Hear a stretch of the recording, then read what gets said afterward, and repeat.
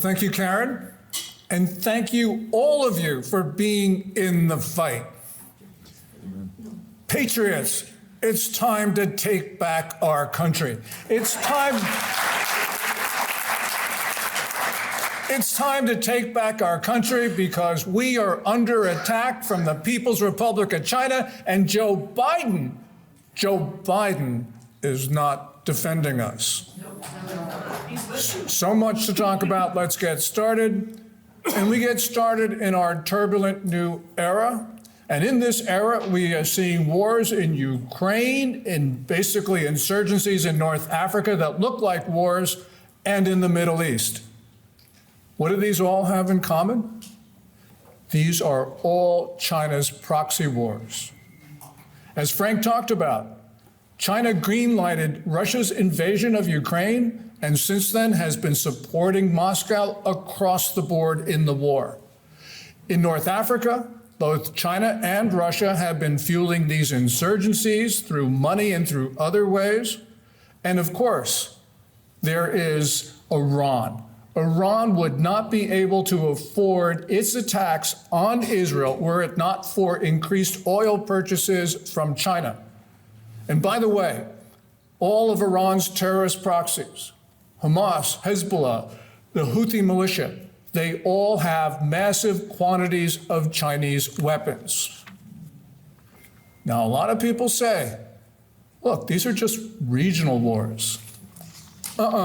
There is no such thing as a regional war anymore because China is fighting directly or indirectly around the world, and that means every conflict has global implications. We got to remember that in the late 1930s, there were wars, separate wars across the world, but they merged into what we now know as World War II. And at this moment, China is merging these wars. And the question is why? We need to look into two things. First of all, what does China want? And second of all, how does it intend to get it? Well, first of all, China's goals. Xi Jinping these days talks about a, quote, new form of human civilization. And by that he means that he wants to annex the world, the entire world, and the near parts of the solar system.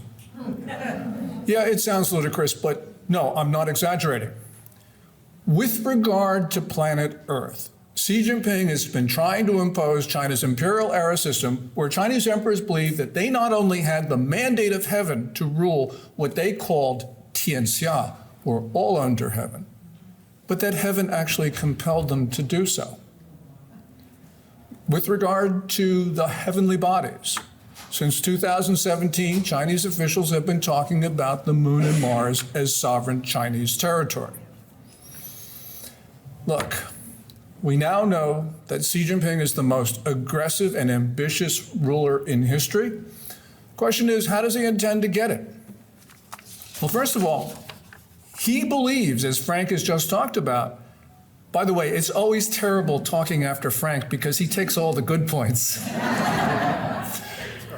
Xi Jinping has been saying that he can do anything and everything he wants. And we know where he got that idea. He got that idea from the book that Frank talked about. 1999, two then Chinese Air Force colonels wrote the book Unrestricted Warfare. And the thesis of that book is that China can do anything, including acts of terrorism, to take down the United States. Right now, China's at war with us, at least as China defines war. What we have to worry about, in addition to all of this, is that China is going to go to war as we define it, sometimes called kinetic war. How do we know this? Well, as Frank just talked about, we are seeing a surge of Chinese migrants come across our southern border. It's the biggest increase of any group. Now, many of these Chinese are just basically desperate.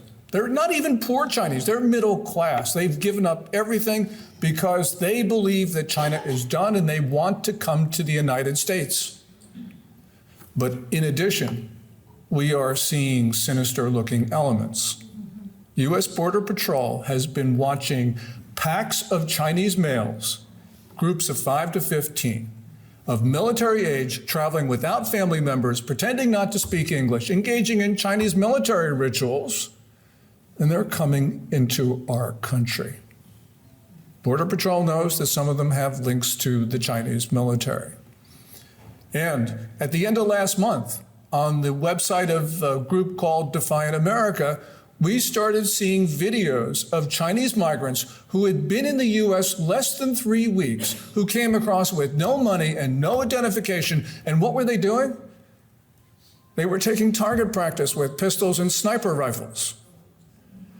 Now, if you had come into the U.S. or any country as a migrant and the only thing you had was a backpack, you'd probably be thinking that, where is my next meal? Where am I going to live? How am I going to get a job? You wouldn't be thinking of sharpening your skills to kill your neighbors unless you were coming here to kill neighbors. And as Frank mentioned, the lab in Reedley, California, it was a secret Chinese biological weapons facility discovered last March. Inside, there were at least 20 pathogens, according to the official count, including the one for Ebola. Ebola. And there were almost 1,000 mice that had been genetically engineered to spread disease. You put this Chinese soldiers together with the mice, and you have the beginning of the next great pandemic in the United States. What's with this war everywhere strategy of Xi Jinping? Well, we know that he reveres Mao Zedong, and Mao, I think that Xi basically took 2 pages from Mao's Peasant Revolution playbook. First of all, Mao took over China in 1949 because he was able to, quote, encircle the cities from the countryside. I think that Xi Jinping looks at Ukraine, North Africa, the Middle East as countryside, and of course, we are the city. The second page involves the fomenting of what Mao called, quote unquote, chaos. Quote, great chaos under heaven achieves great order under heaven.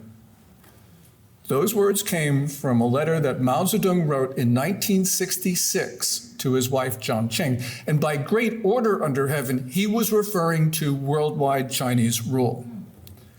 So I think that what Xi Jinping is doing is trying to destroy societies as intermediary steps to his complete control of humanity. Now, on the way to complete control of humanity, there are a couple of problems for the Chinese leader. One of them is that there is extreme distress at the top of the Chinese political system, and the Chinese economy is falling apart. And I think that Xi Jinping right now is seeing a closing window of opportunity to achieve goals that he believes are of historic significance. And I think that he's probably thinking about lashing out to distract the Chinese people from his glaring mistakes. Remember, this guy talks about war all the time. But he's doing more than just talking. He is engaging in the fastest military buildup since the Second World War. He's trying to sanction-proof his regime. He's stockpiling grain and other commodities. He's surveying the U.S. for nuclear weapon strikes. By the way, that's what that balloon last year was all about. And he is mobilizing China's civilians for war. In the latest report, we understand that he has been organizing militias inside China's state enterprises. Who's the enemy for Xi Jinping? Well, that's an easy one. That's us. He believes that the United States is an existential threat. And that means we will never have amicable relations with China as long as the Communist Party rules it. So Xi Jinping now has every incentive to make his crisis our crisis. He has every incentive to merge wars into the next great conflict in history. So what do we need to do? We need to sever trade, sever investment, sever technical cooperation. We need to get the Chinese off our farm and ranch land, ladies and gentlemen. We need to close their 7 to 9 remaining police stations in the United States. We need to look for every single Chinese lab in our country, because I'm sure the one in Reedley was not the only one that China has. And most important, on November 5, we need to elect a president who is both willing and able to defend the United States of America.